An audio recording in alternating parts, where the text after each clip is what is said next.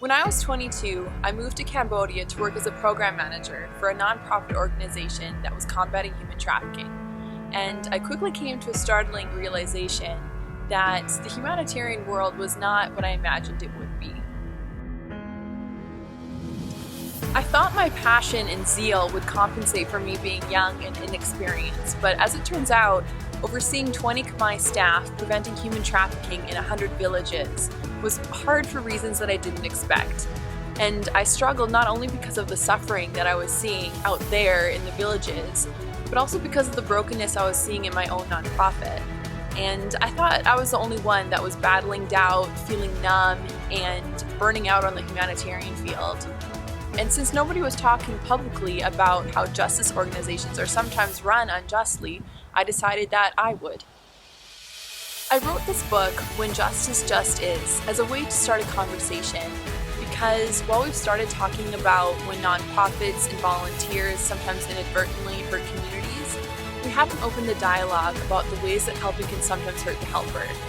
Part of the problem is that in any caregiving position, whether it's nursing or social work or humanitarianism, we tend to glorify the responsibilities and triumphalize the outcomes, which leaves little room for the universal human experiences of imperfection, failure, and brokenness.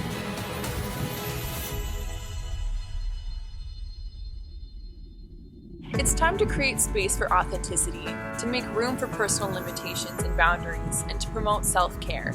Because, as I discovered, if all I know is self-sacrifice, then there will be no self left to sacrifice.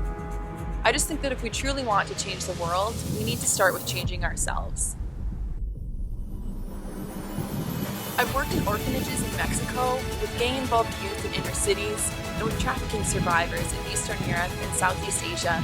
And in all of these cases, I know that joy and service cannot be diametrically opposed.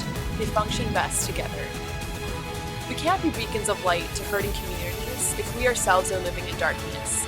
We can't cultivate hope in others if we have none to begin with ourselves. Running on empty doesn't make the world a better place. Being a wholehearted and healthy person is what makes the world a better place.